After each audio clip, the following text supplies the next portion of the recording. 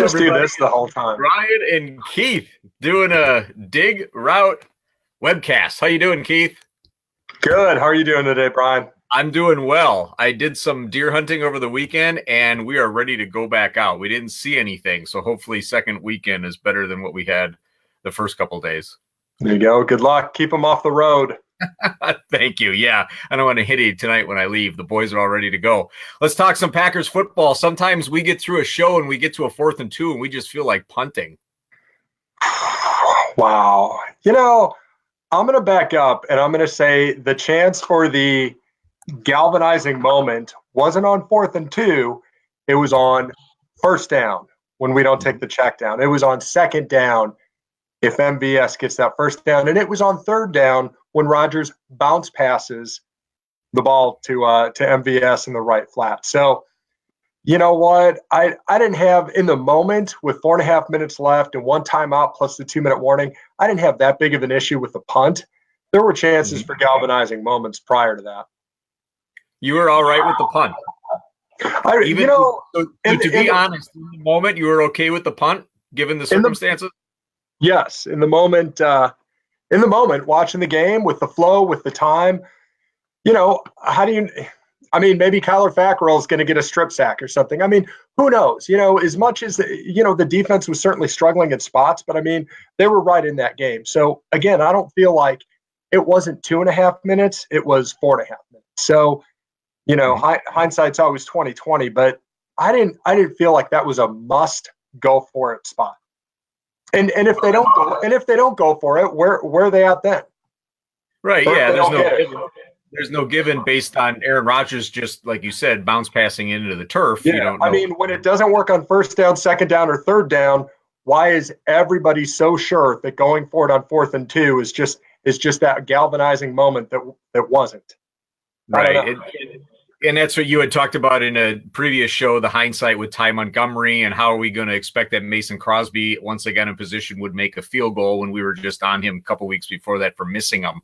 What an up and down season this has been. But really, as the Packers move ahead, Vikings didn't look very good against the Bears. Packers are going to play Minnesota. There's still some season to play here, but they have to get this one this weekend, don't they?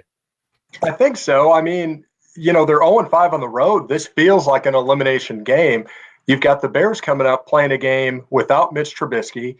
Now, I'd rather have Khalil Mack out on defense maybe than Trubisky out on offense. But let's say they lose that game, even if they win it, you've still got Green Bay going against Minnesota in a game that if you want to have a shot at the wild card, and you never know what's going to happen. Until the Bears haven't won the division since 2010. So I guess until they do it, they still might not do it. They're totally in this, but they've got to win Sunday night in Minnesota. And again, what we've seen so far from them on the road, it's going to be a challenge. Jimmy Graham's going to give it a go and play with that injured thumb. What do you think of that? Keep it out of people's face masks and you won't have that problem. But, hindsight. Hindsight's silly. He certainly hasn't made maybe the type of impact or splash people have expected, but he's still on pace from a reception and yardage standpoint to do some really impressive things and really flirt with some franchise best by a tight end.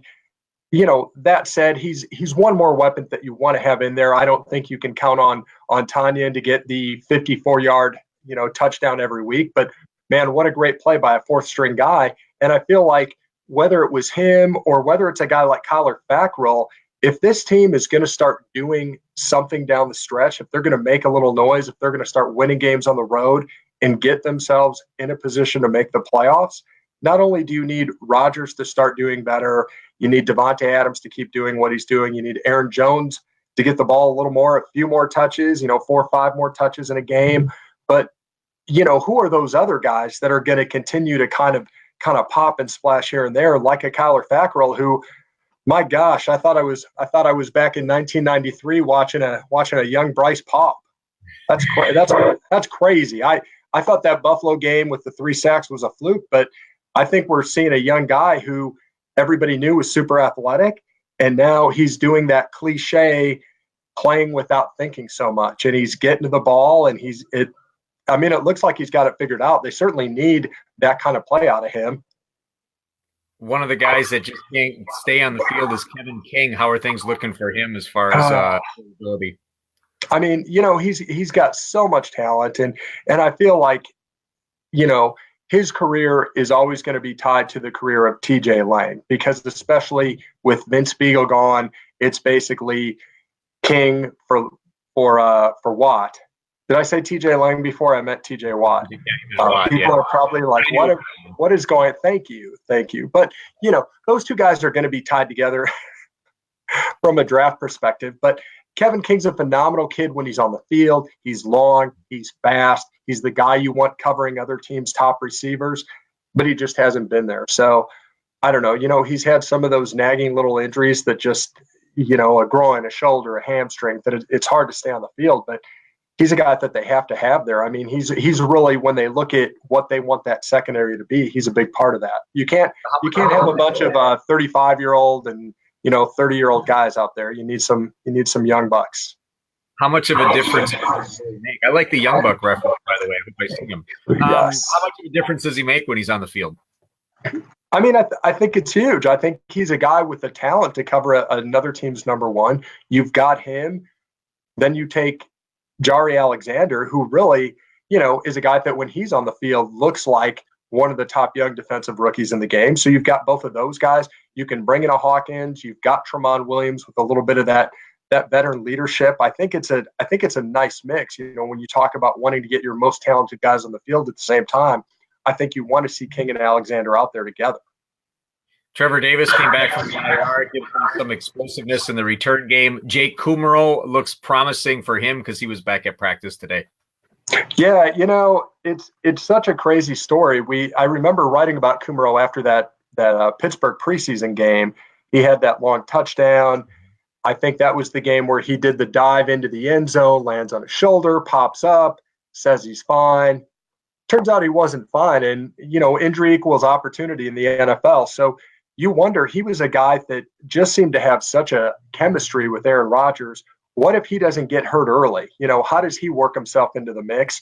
Aaron Rodgers was pretty critical of the three rookie receivers. So Kummerow was a guy he was really looking to. I think we've seen MVS make the most of the opportunity and come on as a guy that's averaging 20, 21 yards a catch. But it's a nice thought to think you can have Adams and you can have MVS. You get a little bit of Randall Cobb, and now you throw Kummerow into the mix, who I think still, stepping on the field is your fourth best receiver. I think Kummerow starts to maybe eat into some of those snaps that St. Brown is getting, and nothing against St. Brown, but his development hasn't been quite at the level of MVS. So depending on where Kummerow can come back in and how quickly he can establish that rapport with Rodgers, I feel like that's kind of been what's missing. We haven't talked a whole lot about Jordy Nelson this year, but Nelson was always a guy that was just that security blanket for Rodgers, even when he wasn't making the big plays. And as Rodgers continues to just always search for that highlight play within the play, I mean, if there's a quarterback that hates the check down, it's Aaron Rodgers. I mean, how often they end up in second or 10 or third and 10 because he doesn't want to throw the ball to a guy 5 yards in front of him who maybe slips a tackle and gets a couple more yards. So they haven't been in those advantageous down and distance situations early on in first and second down. So I don't know. Is Kummerow a guy that maybe can come in and find those soft spots and help him out? Maybe. The talk of the NFL is that crazy 54-51 game in Monday Night Football. Mike Zimmer was watching that game. He was watching Packers film at the same time, and as a defensive guy, he didn't like seeing it. But Mike McCarthy, as an offensive guy, he likes seeing it. So really a contrast in styles here for Packers and Vikings going forward. But you think back, it was just a couple weeks ago, the Packers held the Rams to 29 points? And then here they go with 54 on Kansas City on Monday. So that was a great game, and I consider myself a football purist. I still can think back to watching back in the 90s. I want to say it was a Chiefs-Broncos game that was 9-6 or something like that. I mean, it was a defensive battle, but it was a great game. You think of some of those Philadelphia Eagle defenses that had Reggie White and Jerome Brown and Clyde Simmons and Seth Joyner and Eric Allen, and I mean, they just shut guys down. Or the Chiefs back when they had Neil Smith and guys like that on defense. So I love defense. It's a different NFL. I think it's different in the way that defensive backs just simply can't put their hands on a receiver the way they used to. You can't harass the quarterback the way you used to. So it certainly lends itself to offense. But that said, I mean, there were some outstanding defensive plays. I mean, number 50 for the Rams, he got that strip sack and runs it in. He gets an interception and runs it in. So there were some big plays. I love the game. I mean, I told my sons, Hayden and Cole, I said, you watch football for years, hoping you get the pleasure to watch a game like that. I mean, that was a joy to watch. And as I'm watching it, probably like a lot of Packer fans, I think you're watching it wondering, why doesn't the Packers offense look anything like what I'm watching right now? And I'm going to tell you, part of it is certainly scheme. We talk about the Packer offense and, being a little stale, being a little archaic, not being too exciting. That's all fair criticism. And I think that goes into maybe some of the rift with Rodgers. But I also think you have to look at the Packers offense. And I mean, this year specifically, with how Mahomes and Jared Goff are playing, who on the Packers offense would have started for either of those teams on Monday night? I'll tell you what, Devontae Adams, I don't know. I can't think of a single starter who could have taken the place of a starter on either of those teams that we saw Monday night. So, it's the old Jims and Joes versus X's and O's. I think those are teams that have both. But, man, that was like that game was fun to watch. Like I would just love to see the Packers doing stuff like that. And these are teams, they're having fun. They're playing loose. You're seeing a lot of different things schematically that just you're not seeing it in Green Bay. It feels like a grind.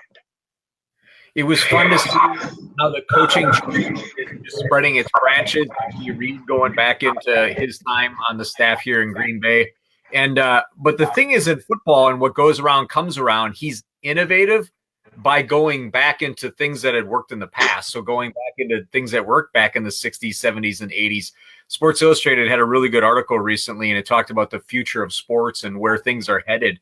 But more so, NFL coaches look down to the lower levels of not just college, but they'll go into like the NAIA level and lower divisions of NCAA just to find the innovation that's there, because it's not all professionals which are basically on the same playing field. You have teams that come in as massive underdogs, and you really have to go to your scheme, and you really have to figure out how you can, put a game plan together where you can beat a team that you're not necessarily favored. And I think emotion plays into that a little bit more as well. But it's kind of fun to see how that revolves and evolves as you kind of look to the past, as you see how innovative you can be going into the future.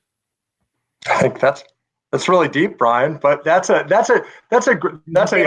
What can I say? I got to read it. That's a great take, and I love that. And I think absolutely. Whether you're talking, you can go back in the 90s and look at the run and shoot. You can look at any of those things that maybe were, not so much fads, but even trends. And I think you look down to what teams do.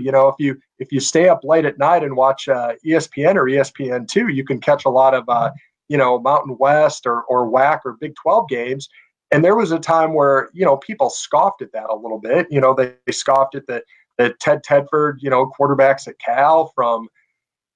Did Aaron Rodgers play for him? But I mean, there's a whole history of, guys were scheme guys, and it was a lot of points, and it was a lot of points put up and a lot of adjustment on the fly. And these guys, they didn't run the traditional offense, and they didn't line up under center. And it's funny how unimportant that has become over the years. And again, I think it dovetails with the rules changes that are much more advantageous to quarterbacks and to receivers. But it's all schematics, and it's all matchups. And again, when I try and think of, what passes for creativity that we've seen out of the Packers this year, I still go back to the game where they put, 3 tight ends on the left and 1 tight end on the right, and they threw a backwards pass to Ty Montgomery, who followed the 3 tight ends. And I don't know that either of the teams playing Monday night would have really said that was, innovative or ingenious or anything. But again, I